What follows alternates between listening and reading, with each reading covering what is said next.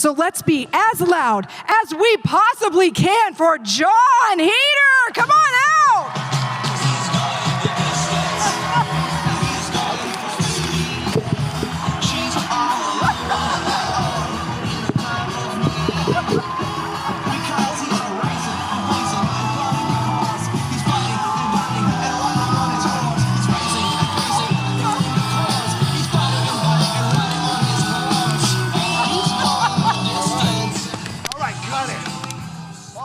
That's DJ Elliott over there. Isn't that nice having a DJ? It's so good. He's going to be at Rose City with us as well.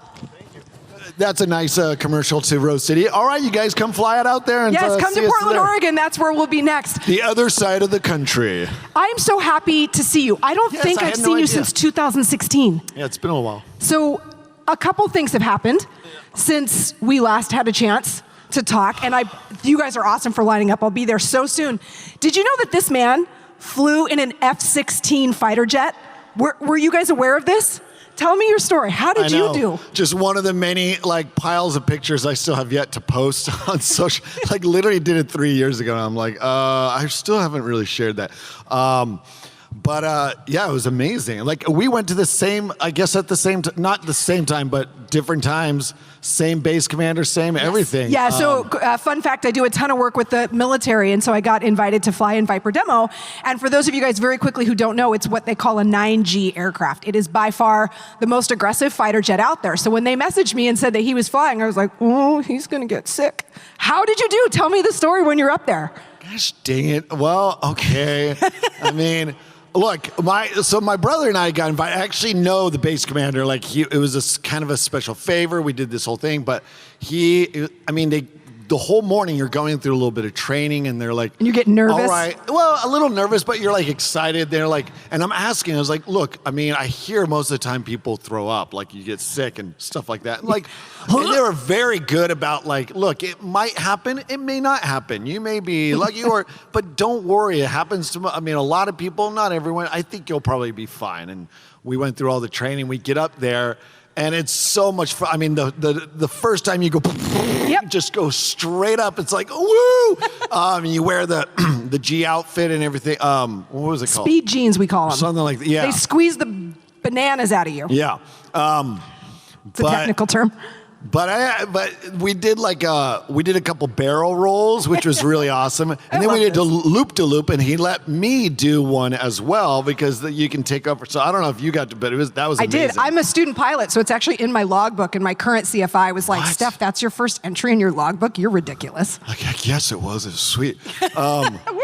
But after my loop-de-loop, then I was like, oh dear. Oh, where's that bag that you have connected to your arm? And then immediately I threw up. It's brutal, you guys. It's so tough. It was bad. It was hard. Did you throw up at all? Nope. Dang you. But I'll tell you, I almost did getting out of the jet, because when the jet stops and your inner ear is just swirling. Oh, it was brutal because he tried to show me all the really cool stuff. I was like, really I want to see that, but I also know, save a lot of the cooler stuff till the end because I know there's a chance. And then after I got off, they're like, yeah, don't worry, everybody throws up. I was like, what are you talking about? You said no, some people do. That was to make you feel better. It was tough. Like I said, I almost did. You guys, now you know, give him a follow on Instagram, because it's also a great way to see kind of what he's up to professionally if you don't know. He's Heder Jon, and so I look forward to seeing you share that content, because now these guys know. You guys got the story first. Yeah, you got the story first. Let's go ahead and get right to your questions. We'll start over here. Hi. From DC. Oh, now we can hear you. Tim here from DC, and big fan, love Napoleon Dynamite, but I actually want to ask a question about Blades of Glory. Oh, yeah. One of our favorite comedies. What was it like working with Will Ferrell and Amy Poehler and the rest of the crew, and could there be a Blades of Glory 2? Well, Blades of Glory 2, unless you switch the sport, right? Because the joke's been done two guys doing some kind of intimate sport together. What are they? Luge. Luge? But dudes already do luge, don't they? Or synchronized swimming? Synchronized swimming. That's really good. Right? Maybe. Or just ice dancing, but I don't know. Maybe it's not a sport. Maybe it's maybe they just get married. And they just try to see what happens if they raise a family together. I don't know. But no, it was an amazing experience. Will was amazing. I was certainly very, nervous and intimidated, but the first time we actually met was on the ice because he was cast actually afterward. And so, it was like they were all ready to start the training and we got on the ice. And that was probably the best way I could have met him because you could see it in his eyes. He was just like, "You ready to do this?" And like, he was nervous. He was nervous. And, he never really fully got comfortable on the ice. He had some amazing doubles who basically did everything. But even when he's just like getting on and off the ice, he's got wires attached to him. So we always joke that, on the ice, I was the show pony, he was the Clydesdale. Because I could do all the kind of cool stuff while he just was there to, I guess, hold me, or not even like fake hold me. And then comedy-wise, I was the Clydesdale and he was the show pony. He showed off while I kind of set up the jokes. And so we had a very good symbiotic relationship. It was wonderful. Thank you. How did you learn how to skate? Because you confident on the ice like that. Was that a thing from before? Did you play hockey as a kid or something? No hockey. I did a little ice skating, growing up, thinking I used to go roller skating like every year for like kids' birthday parties from like when Skate King was a thing? 5th to 7th grade. For sure. And that was like the place to go. And so a few times we went ice skating and they kind of translate actually pretty well, roller skating and ice skating. So I thought I was like, when I got the role, I was like, oh yeah, I could probably do this. And then the first day I was like, no. And then the first week I broke my ankle. Oh. Yeah, that sucked. So they had to halt production or kind of change the schedule around and everything got messed up. But luckily it all happened. Did you break it on the ice? I broke it, training on the ice. Yeah. Yeah, someone on the ice that right before this actress who I think was gunning for the role, the main role of the girl, who was there just doing, her own private lessons. I was like, whatever. She's trying to get in good with the producers. They were there at the ice. She says, break a leg. After she left, I literally broke my leg moments later. You never want to hear that phrase again. And she came over, she's like, oh my gosh, I'm so sorry. I was like, it's all your fault. You're cursed. No, she's sweet. So anyways, yeah, it was, but I loved, after I healed 5 months later, I got back on the ice trepidly and trained, and I thought I got pretty good. I did a lot of stuff. The Iron Lotus, no, I did not. I literally get people sometimes, they're like, any part of the Iron Lotus you did? I was like, are you kidding me? Every time, I will say, the funniest part for me is watching me swing Will Ferrell, because I'm like, that to me is pure sci-fi right there. Swinging Will Ferrell by, it's ridiculous. It's ridiculous. Thanks for your question. Let's go over here. Hi, I'm John from Pennsylvania. Hello. Hello. So Napoleon Dynamite is easily one of my favorite movies. Yep. And the whole movie has a certain vibe to it, and it seems to stem from your character. So what I want to know is how much of Napoleon's personality was written into the script and how much of that was your interpretation of how he should be? I like how you it's my personality. It stems from me. What are you talking about? Well, yeah, I think when I met Jared Hess, who wrote and directed the film, this is years ago in college, and he had seen me done a little bit of acting on the side in one, I think, student production. And so I think he just thought I kind of looked it and had a vibe. And when he brought me the short script, because we did a short film first, and he brought it to me and I read it, and I think we were just lucky. And that we both had the exact same vision. The second I read it, I was like, oh yeah, this is me and my brothers growing up and just always being constantly pissed off at the world. And just oh, this is the worst. Everybody's retarded. So I think, once we started workshopping the character and I would do my spin on what the character sounded like, and he did his. Jared would always kind of do his version, and then we went shopping for clothes for his character, and that's really when he came to life, because we were both like, look at this sweet dragon shirt. He would totally wear that. Oh, look at these acid wash jeans. That's his. And really, yeah, I think it's like, you know, we put on the glasses. Jared came up with the idea of the moon boots. His wife came up with the idea of the perm. And that's when I was like, oh, wow, okay, the perm. All right, so that's permanent, right? Because it's a perm? Is that what it stands for? They're like, yeah. I'm like, crap. I was trying to like still hook up with ladies then, and I was like, oh, that's fine. I have no luck anyway. So it was actually right around that time I met my wife. But It was the perm. yeah, it was not the perm.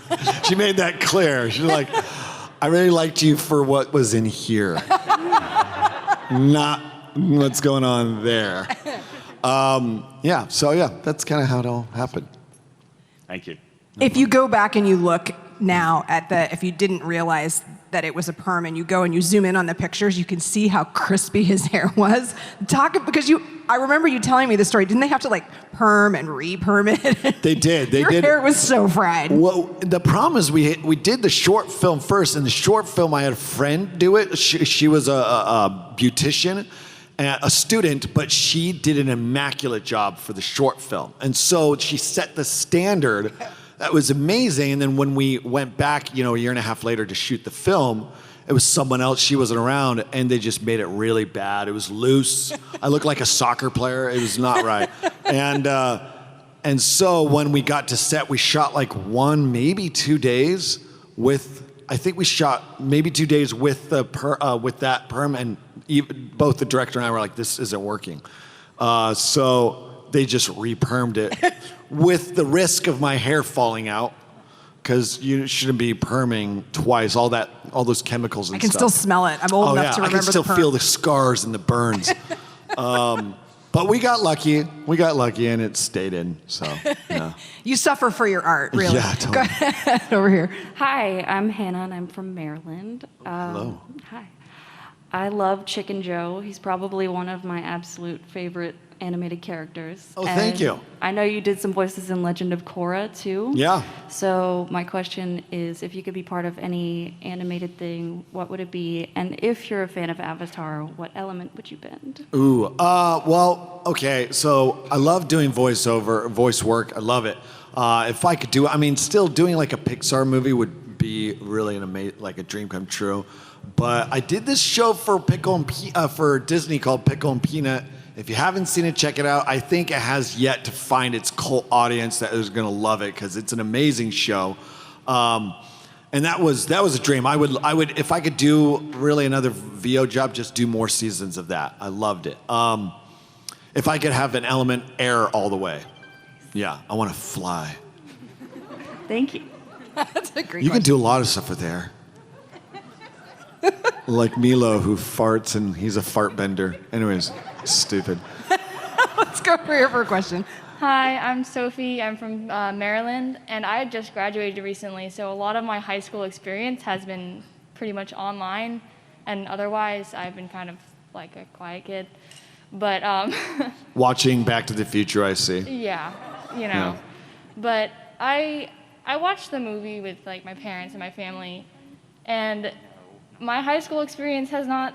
I don't think nowadays it's the same.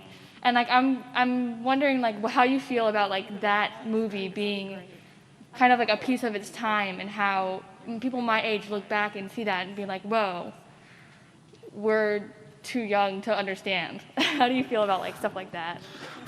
You're not too I young. know. I think it came out like 3 years ago, right? Yeah. Gosh, dang it. Sorry. No. I think the whole point, what's great, I hope, about the movie is that has this kind of timeless quality. Yeah. Because when we shot it, we shot it in 2003, 2004 when it came out. And everybody kept asking, what time period does this take place in? And we're like, well, it's now. It's supposed to be now, because there is the internet Kip chats online with babes. But if you've ever been to a small town, especially this one, Preston, Idaho, it really is like a time capsule. Pop culture, fashion, styles, and trends are all a little slow getting there. So there is definitely a mesh of decades. There's a lot of 90s fashion, some 70s housing architecture, 80s references, a big blend there. And that was kind of on purpose, but also kind of true to life. So I think the themes and the elements in the film, though, are something that families and kids and students of any age can hopefully grab onto and understand, like, oh yeah, I know what it's like to feel like an outsider, or to just kind of carve your own path, and and to kind of just own it, whatever it is that you're into. And I think so. I don't know. That's my hope, that it still does that. I feel like a lot of people are still like, hey, yeah, it holds up. We show it to our kids, and yeah, I know that. I mean, it definitely depends geographically where you are and how different. But I think we've had people. You think of like, oh, inner city New York, a completely different area, who love the film because, again, there's still those themes in there that they can kind of grasp onto. Yeah, there definitely is. Yeah. Thank you. Thank you. Thank you. Let's go over here. Hi. Hi, my name is Cole. I'm from Maryland, and first of all, thank you for letting me have save the Loch Ness Monster signs yesterday. Oh yes, of course. That is amazing. Okay, Napoleon Blow Dynamite. Nessie out of the water. Yes. No, I mean, don't blow Nessie out of the water. Don't blow Nessie. Vote I'm for going to Pedro. summon the help of Scotland's local wizards. Yeah. Okay. Napoleon Dynamite. I've been watching that since I was a child. Basically, you're like my childhood actor from movies, and I'm blanking out. But favorite line or scene from Napoleon Dynamite? The whole movie. Sometimes it changes. Oh man, there's a lot of stuff. But I still think, what was one I heard? There was one I heard the other day. Shoot, I'm trying to remember. I'll think of it. But I still love when the time machine scene, and he's just like, hold on, I forgot to put in the crystals. And it's just like the tight shot of the crystals going inside. Just those little details, like that moment kind of makes the movie for me. There was, what else? Like, It's created like so many memes. Like I've got a buddy, and he constantly it's a joke, but he's always texting me, Tina, you fat lard, and I'm like, stop it, like all the time. And it's like, my name's not Tina. like it's such a thing. Like it's something that we find so relatable, and we share those kind of funny moments with our friends. Why do you think your favorite line would change? Do you rewatch it and then you see something different, or do you put it away because you've seen it a bazillion times and you were in it? I mean, I don't sit around watching it like regularly. It's Sunday, kids. Well, actually, it's funny enough. My I think it was my second youngest son, just like the other day, said, "Let's watch Napoleon," and I was almost like, nobody. I'd be like, "No," but I'm like, "Oh, okay," because I want my kids to kind of like. They don't have to worship or love it, but I'd be like, well, what makes you so different than all the other kids who seem to like it, Yeah. So, because I think my older kids are kind of like, yeah, whatever, it's dad, I don't know. And You're so, like, come on, guys. But because I go and either do these or I see a lot of fans and stuff like that, they're reminding me of different lines. So I think that's why it changes, because then there'll be a line I hear them all. But every now and then there'll be a little line that I forgot about, like say it so the whole world can hear, like that's such a fun little nugget. But I think that crystal line gets me. And there's a lot of great ones. What's your favorite? I'm gonna be honest, the Nessie scene. Yeah. That's why I had to do it. Yeah. That's a pretty good one. I felt pretty good about that one because I made up most of that. Like, Jared was like, all right, he gave me the general idea of like Nessie and wizards. And he was like, you're giving a current event that you got from some cryptid magazine. I was like, okay, I got this. that was a lot of fun to do. Okay, well remember, vote for Pedro and he will save a Loch Ness Monster. Yes, he will. Thank you. With the help of Scotland's local wizards. How much did you get to ad lib then? If improv? Not a lot of ad lib. Okay. No. That was that scene I got to kind of just extend myself. There was, I think with Tina, the llama, there was like, fat lard. I think literally, I think the fat lard was in there, but it was like it wasn't really ad lib, but it was like, eat the food, like throwing it because the llama, in the script, the llama's supposed to eat the food, but she wouldn't eat the food. So I was just like sitting there kind of like, what do I do?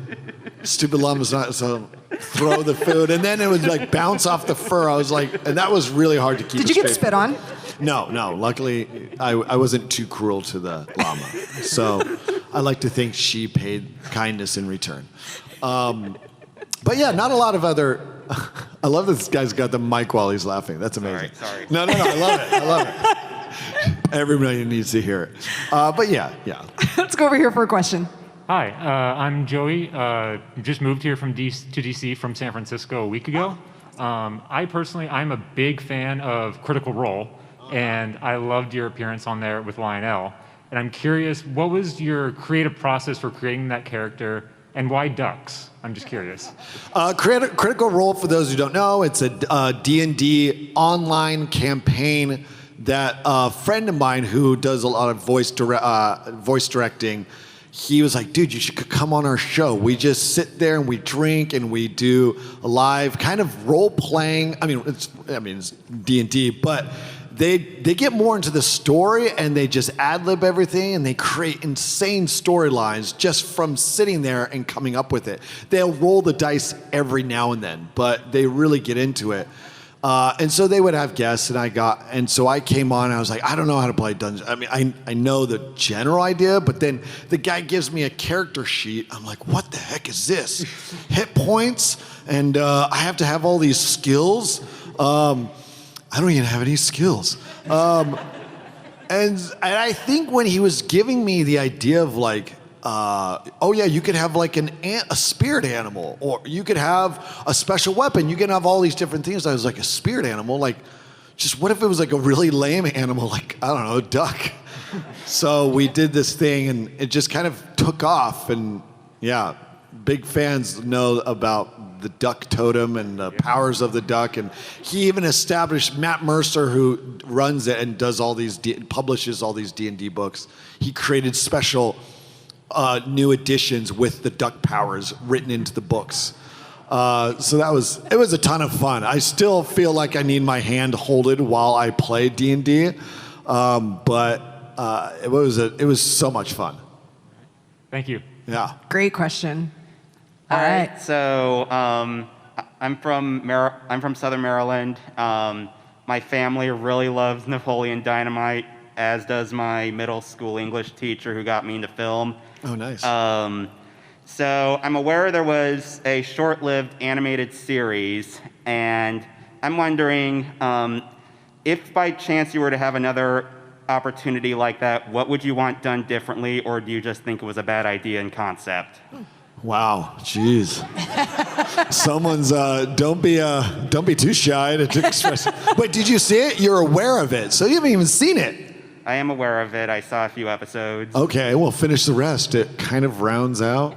I tell people, there's your sequel. Go watch that. No, we did 6 episodes. It really is like, I loved it. I really did love it.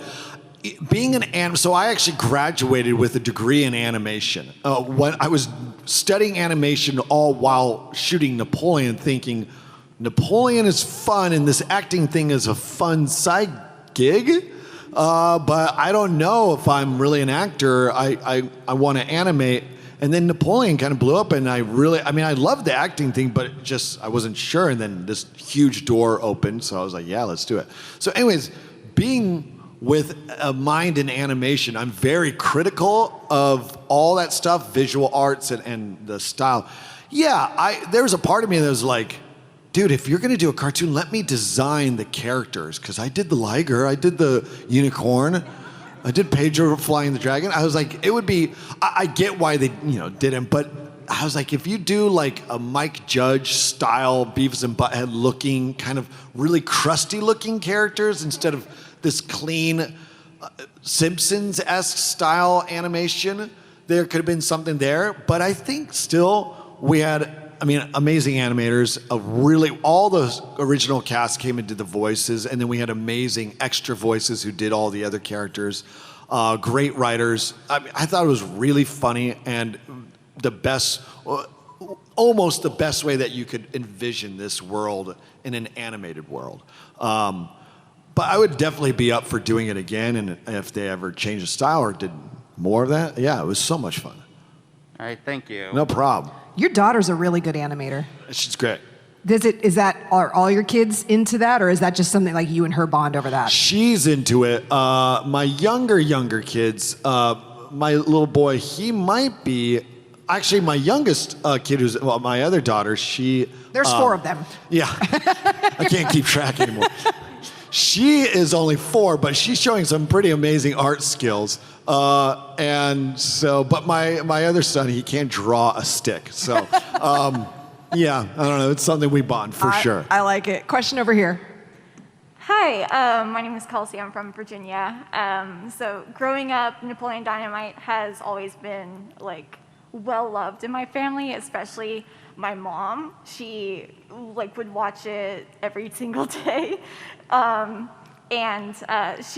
This question is on her behalf because she's really, I know someone mentioned a Blades of Glory sequel, but she's really interested in a Napoleon sequel, and if that will ever happen. Well, I always say the doors of Napoleon aren't fully, I don't like to think they're fully closed. I think there's, whether it's an animated show, a live action show, a live action movie, I don't know. I don't think they're fully closed. There's no plans, but you never know.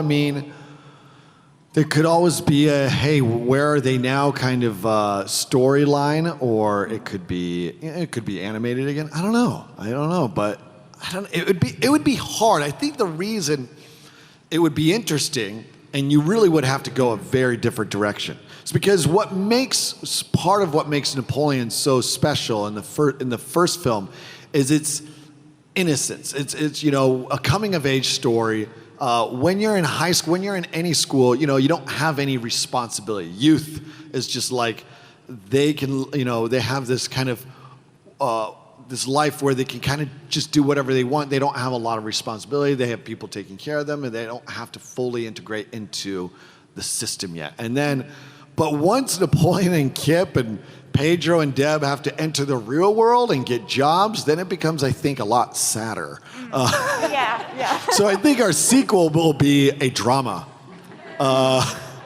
Maybe a dark comedy. Yeah. Sure, comedy. Yeah. Dark for sure. I feel darkness coming. I think Napoleon and Deb are I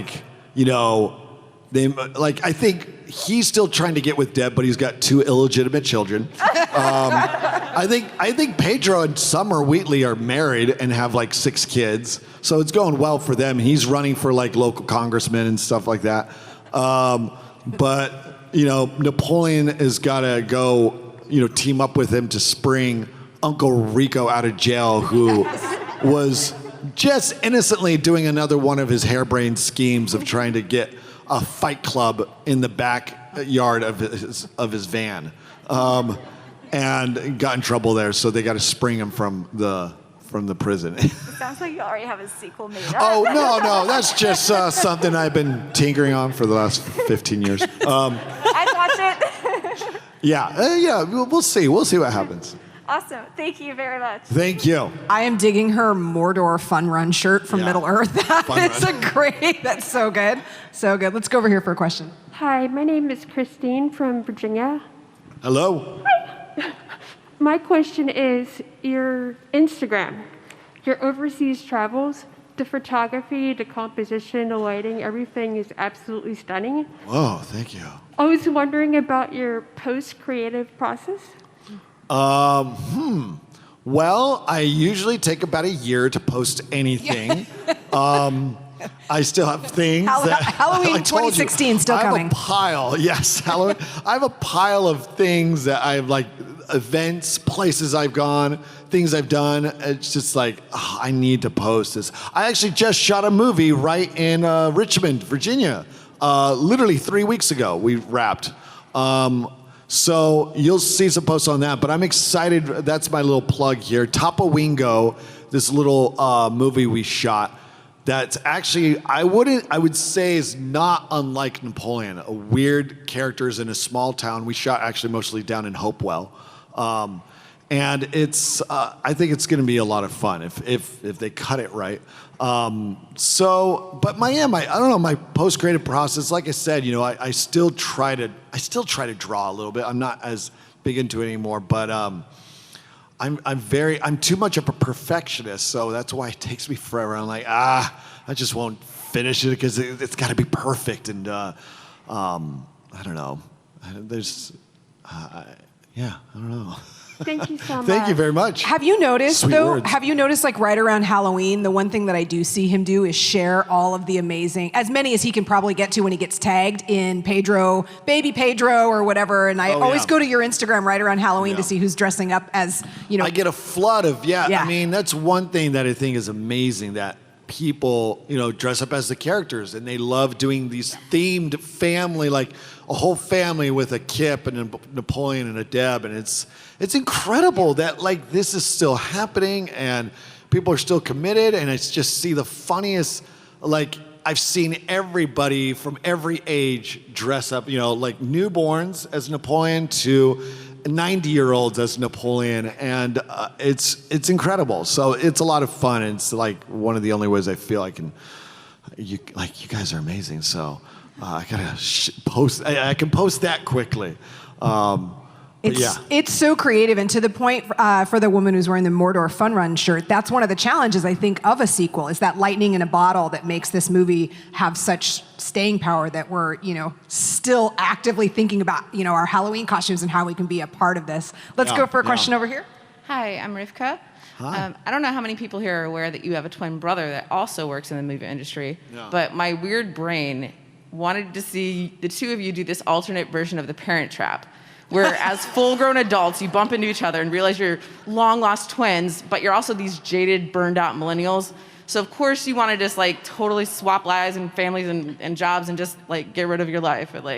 But regardless of that crazy idea, would you guys ever? It's a good idea. It's a great idea. I'm trying to think where we could go with that idea. Like, where's the parent part? Are we the parents now? Yes, because you're full-grown adults. Okay. You know, but you have jobs and families and all this stuff. But you're like just because they did an older version where Haley Mills played her. Like she did an older version. I think it was. I can't remember what it was called, but I mean, Parent Trap 2. But I'm like thinking, what if my brother and I, just these slobs, like gross dudes, are like, I don't know. Yes. I don't know, something where we're like, I don't know. Where we're like, we go to a camp for adults. And it's just like the first one, but like everything's sadder and just gross. Dark. It's going to be a dark movie also. Everything's dark now. Jeez Louise. All sequels need to go dark. But that or anything else, would you guys ever act together? Well, you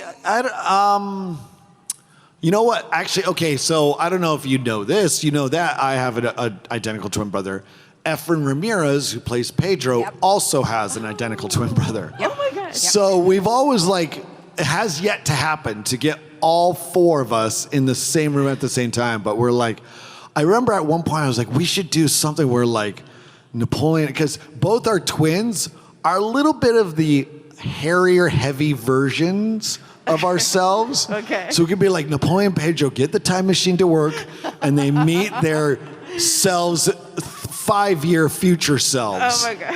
Which is like 5 years, maybe 10 years in the future, or 5. I mean, we'll see what they're cool with us labeling it as. And see if they're like cool with that. Like, oh, you know, hey, so the future's not as sweet as we thought it would be. Yeah, it's pretty lame. Thank you. Yeah. Thank you. Question over here. Hey, John, thanks for being here. Thanks for being so cool to your fans.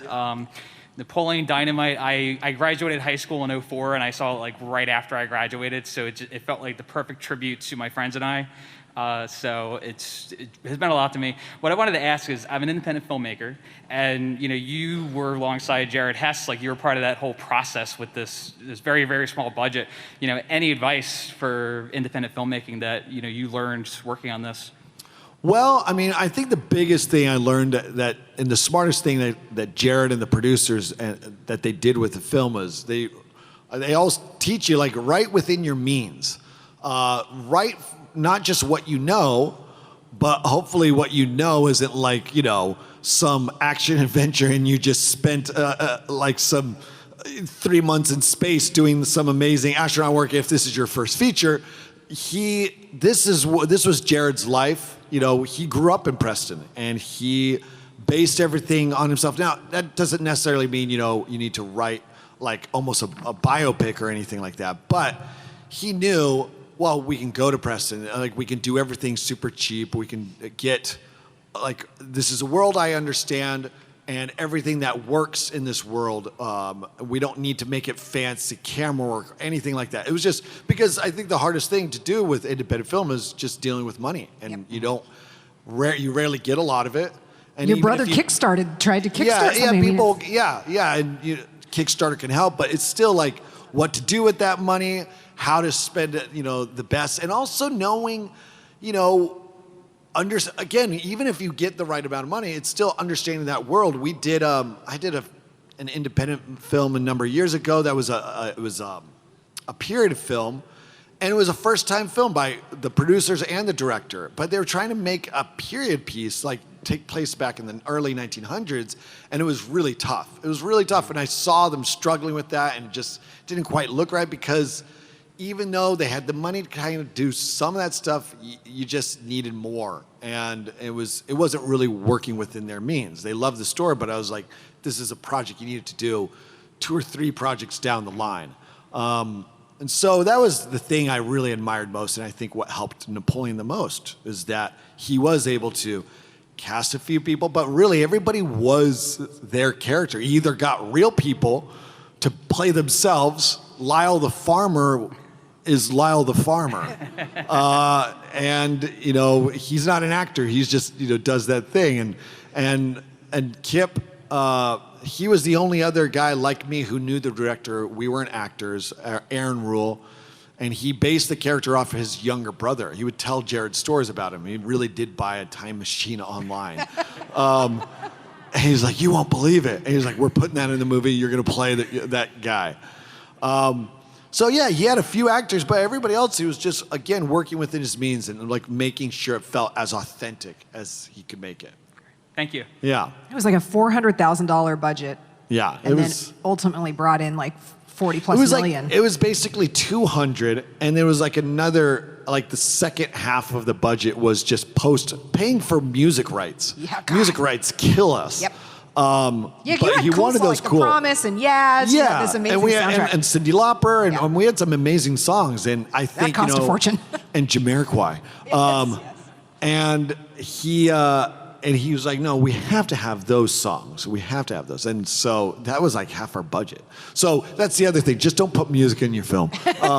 Let's go here for a question. You'll be good. Hi, can you guys hear me okay? Yeah. Yes. Okay. My name's Stephanie. I'm from Maryland. Team Steph. Hello. Yay, Team It's Steph. so awesome to meet you. Thank you. Love Napoleon Dynamite. I've watched it a zillion times.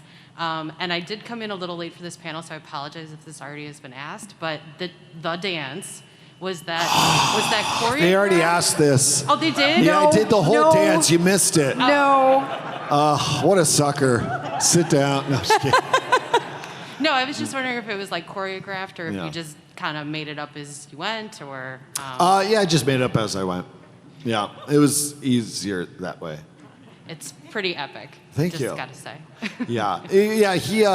Jared was like, we're gonna make this the climax of the film. I was like, what? No pressure. Yeah, no pressure. And then he waited to the very end to shoot it because he thought maybe I needed prep. Instead, that prep was just me sweating bullets. It was like, I don't know how to choreograph anything. So I was just like, he was like, then just wing it, dude. Like, that's what I normally did. And I was like, yeah, but well, whatever. The cameras were rolling, and I was like, okay. So yeah, I just winged it. That's awesome. It was wonderful dance. Thank you. It really is outstanding. Did you have to do more than one take, and then were you like, what did I just do? I can't. Yeah, I would just dance. Like they would turn on the music. I would dance for like maybe 2 minutes, 3 minutes, and then I would just like cut. But when I was ready to puke my guts out, get some water. They put on they did it 3 times where they do a different song each time because we didn't know what song we were going to get the rights to. Because it's expensive. Yeah, so we were like, well, we'll just get all funky, groovy songs, and then we'll just hope for the best. And we actually ended up, I did dance to Canned Heat, which is what we ended up getting the rights to. So that worked out. What were the other 2 songs? Do you remember? Little L by Jamiroquai as well. Okay. And then, it was Michael Jackson from Off the Wall album. I don't remember which song. I'll have to look that up. Is that like on a cut room floor or something? Like, were we going to see that in a special edition DVD or something? I don't know if they have like.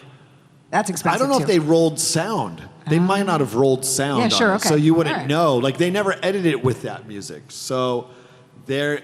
Oh yeah, I don't think they rolled sound, and I remember that because. It was like shooting a love scene. I was like, okay, I'm really nervous, you guys. Can we just have this a closed set and kick everybody out? And everybody was like, are you and I was like, yeah, we don't need anybody in here except for the cinematographer. And then the director's like, well, of course, yeah, me and the cinematographer. I'm like, yeah, okay. And then the producer's like, well, I'm the producer. I mean, I help pay for that. I was like, okay. And then there was all these people who are like, well, I mean, why? I was like, nope, no more. But then I had most of them were buddies of mine, and like they were telling me they were hiding in the rafters and stuff like that, like watching. But I remember the sound lady, she was kind of ticked because she was just like, she was so upset that she had to like leave. I was like, we're not shooting sound. Like we don't need it, so skadoodle. Sorry. Now I would totally let them all come back because it's my treat. Yeah, so. Let's go over here for a question. Come on up. Hi, I'm JoJo. I'm from Northern Virginia. Hello. And I watched you in the Aquabats Super Show as Eagle Bones' brother. And I was just wondering your connection with the Aquabats. The Aquabats, well, those guys, Christian, the guy behind the Aquabats, Yo Gabba Gabba, I can't remember. I met him through friends and just been good friends with them since. So anytime they have a new show, they're like, let's get him on. I don't know if you saw the web. They released a couple Aquabat web shows a year ago, I think. And they're really short, but I was in that as well. Different character, a lot of fun though. I play the invisible man who's not invisible. So when he takes off his clothes to be invisible, he realized he's not invisible. So you get to see a lot of me in it. No, it was a ton of fun. Those guys are wacky and crazy, and we had a good time. Thank you. No problem. Hi. Hi. My name is Magdalena. I'm from Southern Maryland. My dad, he's a huge Napoleon Dynamite fan, so I was kind of raised on it. But we were talking the other day about how sometimes when actors are usually known for comedy and stuff like that, it's usually difficult for them to transition into bigger roles or to land bigger roles, like more dramatic and serious roles. I was wondering if you've experienced that. Well, I mean, sure. When you do a role like that, especially the first movie that you ever do, I mean, for me, like my entire career life, I mean, it's Napoleon Dynamite. And it's nice when you get these other films that people are big fans of. But it's so much easier to say, well, best is Napoleon Dynamite. I mean, that happens to, a good amount of us. But I think, what would have stunk is if I didn't like Napoleon and if it wasn't a very good movie and it was like something I was ashamed of. But I love that film. I love that character. And I can continue watching. I mean, I really, truly am lucky that it is something that was very personal to me. And so, yeah, I don't know. I'm blessed that way. It is, I mean, I think about it because, I don't get to interview every casting director or producer who turns me down for a role. I wish I could say, hey, is it because you see me as Napoleon and it's hard for you to get past that? You don't know. Or is it because I suck at acting? I give it my all, and I have fun, and I've been able to do some fun roles, and I'm truly appreciative of the directors and the people who take a chance and cast me in roles that you wouldn't really expect. But it's certainly, it has made it somewhat difficult, but at the same time, I'm not really looking for. I'm always looking for something interesting and fun and different, and I love dramatic work. But I'm also, not looking to do certain roles that they may never cast me for. So, it works out, I think, for the best. I hope. Thank you. You're welcome. It reminds me of the first time I saw Eternal Sunshine of the Spotless Mind with Jim Carrey, and I didn't know he was capable of that type of a performance, or even Adam Sandler when you see him in a dramatic. I can totally see what you're saying, trying to make that transition, especially when you're so familiar to an audience in one capacity. Let's go over here for a question. Hi, my name is Allie. I'm from Maryland.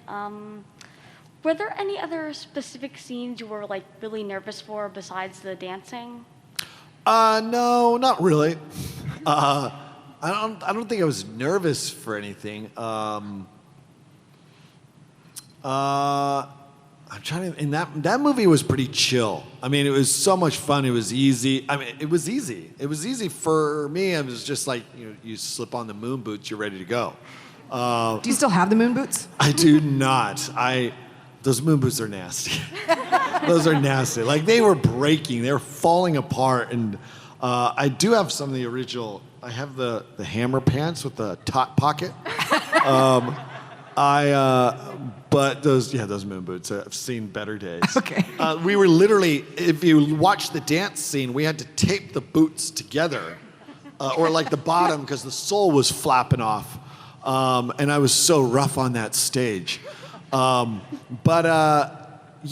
I don't think I was nervous for that scene. I'm trying to think. I mean, you get nervous, I guess, for some stuff, but that one was. I look forward to every day. It was so much fun, just bringing that character to life and acting with the other actors, and every take we'd be done, and after every take we'd just kind of laugh and just smile, just like this is incredible. We're doing this. This is so weird. And we loved it. We were the original fans. We were like, well, if nobody else sees this, at least we have a burnt DVD copy, right, yeah. Jared? You're like, can we get that so we can show it at family reunions? Yeah. Thank you. And, no problem. He's not here right now. My brother dressed as Napoleon Dynamite for Halloween last year. Oh, sweet. Tag him on Instagram. He might and just you share. were Kip, right? Come on. My cousin was Rex. Question over here. Hello, my name's Amber. I'm from Maryland. You've obviously been in a lot of big stuff. I was just wondering, what was your favorite environment to work in animated and within real life stuff? Well, I mean, Napoleon's probably my favorite film that I've worked on, and to shoot that. I actually just shot about a year and a half ago. The newest Tremors movie, if any of you have not seen it, it's awesome. And thank you. And we shot that in Thailand, and that was an experience, that was incredible. That was probably, every film has been so different. I loved ice skating, but, at the same time, it was a lot of work. We had to diet, we had to work out, and it was on the ice, and putting on the boots took a team of 3 people. And so it was a lot of work, but it was also ice skating, which I really loved, and shooting a movie with Will Ferrell. Benchwarmers was a ton of fun to make because we didn't have to be good at anything. So we would just sit around all day in beautiful sunny Southern California on the green grass and play hacky sack in between shoots. And so that was a ton of fun, and those guys were a lot of fun to hang out with. I shot this movie Ghost Team, which was my kind of first horror film I did, And it was like in the middle of the night in upper state New York. And it was freezing. I love the cold. And so that was really exciting to be running around in the dark, like with lanterns and being scared. And that was a ton of fun. I loved that. Everything was creepy and like a cool vibe, running around like cornfields and stuff. But yeah, this Tremors movie I did most recently was like, it was so much fun to do because I got to do stunts and action. And hanging out on the beaches of Thailand and in the jungles and swinging machetes and cutting down trees, like that was incredible. And so, yeah, I don't know. It's hard to say I have a favorite because they're all just so different. I love the variety. Thank you. Yeah. That's a great question. We'll come over here. I'm Jimmy from Virginia. Hello. Hi. So I was wondering that movie Blaze of Glory, when you're doing all the scenes with Will Ferrell, did your face actually get really close to his crotch? You know, well, like, was it inches? Do you accidentally touch by accident? We're wearing a cup? You know, just wondering how those scenes went. Yeah. All the details. See, every detail. It's interesting that's your question. Scenes went very well. It went very smoothly. I mean, they didn't do green screen for us, right? Like, all right, just because it's in your ledger, you guys, that you have to.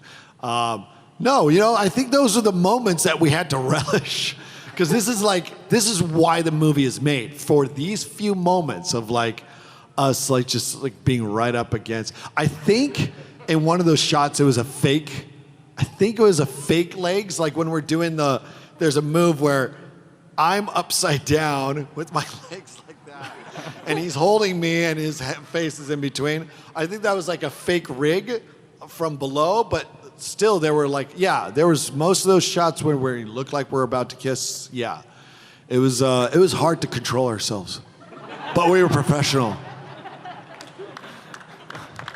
Thank you. I mean, it was a dream come true. It was like, thank you, Will, you chewed some Trident today. And he was like, just for you, John. Ding. Were you able to keep it together, or did you constantly just lose it and have to reshoot? That'd be hard. I wouldn't be able to keep it together. It was hard. It was hard, but you know, when you're in the moment, most of the time when you're shooting a comedy, especially, and you're in the moment, and if your character, I find if your character is actively doing something, then it's easier to stay in character because you're focusing. But when you are shooting, okay, so like in Napoleon, there's like the Rex Kwon Do scene is kind of my favorite scene to watch, because like but it was also the hardest to keep a straight face because my character's not actively doing anything. He's just sitting there watching Kip get beat up by Rex. So if you look closely at the film, you can actually see me break character because it was just like, I don't have to do anything. And instead it's me, John, watching this poor Aaron Rule just get beat up. It's just like, and I'm sitting there like, and in Blades of Glory, there was a couple moments where Will, I think, is just going off on like some tangent, and I'm just sitting there and laughing. But luckily, a lot of the movie is I'm focused on not falling and skating it right. And it's just so technical. There's a lot of focus to distract you from the comedy or from the crotch that's centimeters away. Centimeters. Millimeters, if you will. We'll cap the questions at that. We'll get to you guys, so stay in line. Let's go ahead and we'll go to you next. Come on up. Hi, I'm Christina from Maryland. Hello. Hello. I am a softball player, so I really loved Benchwarmers a lot.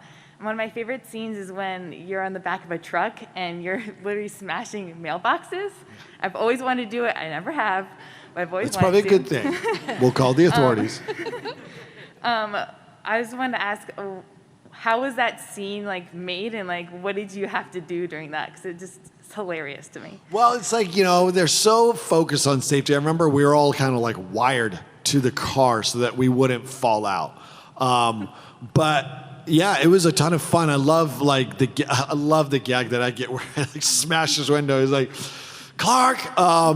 It was again, doing everything with those guys was so much fun because it was so stupid, the things that they have to do, and it's really fun doing stupid things with your friends. I mean, when's the last time any of you did something smart with your friends? Then your friends are like, that wasn't fun.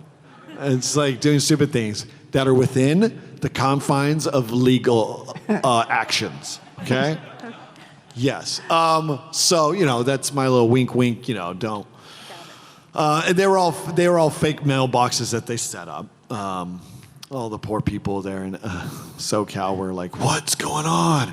But yeah, it was like, it was fun. I didn't really get to hit anything because my character, he never got to hit anything because he's supposed to miss all the time and he was no good.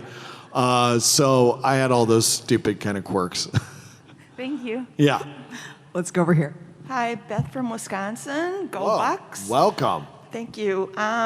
Just Like Heaven is my favorite movie. Aw. Could you possibly say Righteous for me? That would be Righteous. Righteous. No, That's so sweet. Day made. I love it when that's like day made. Righteous. Question over here. All right, I'm Nick from Harrisonburg, Virginia. Go Dukes. Yo. So my question, you just touched on it, Shrieker Island. Tremors, were you a fan of that franchise prior to getting that script, or was that just, hey, they're paying me to go hang out on the beaches and play opposite Michael Gross? Well, it was kind of a mix of both.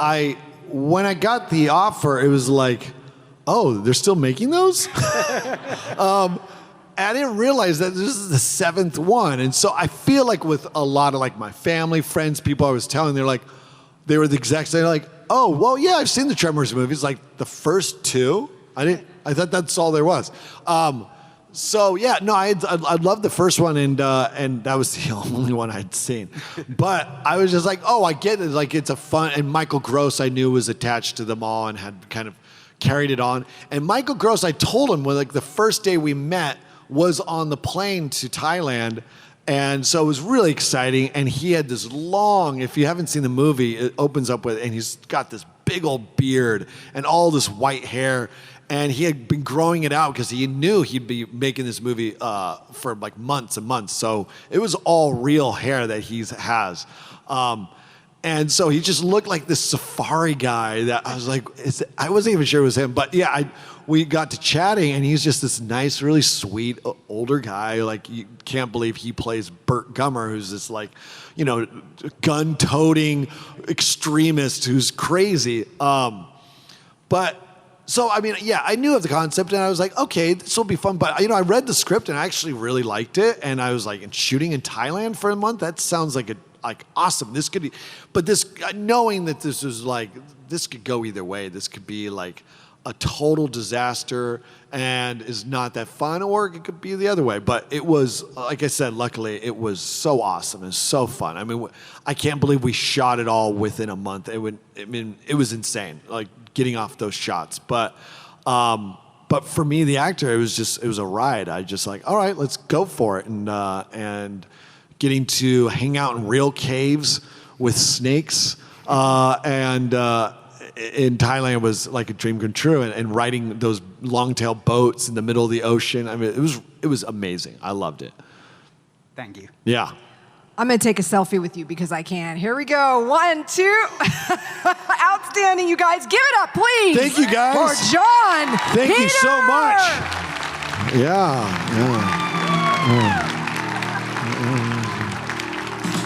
You know how he goes like this? He goes.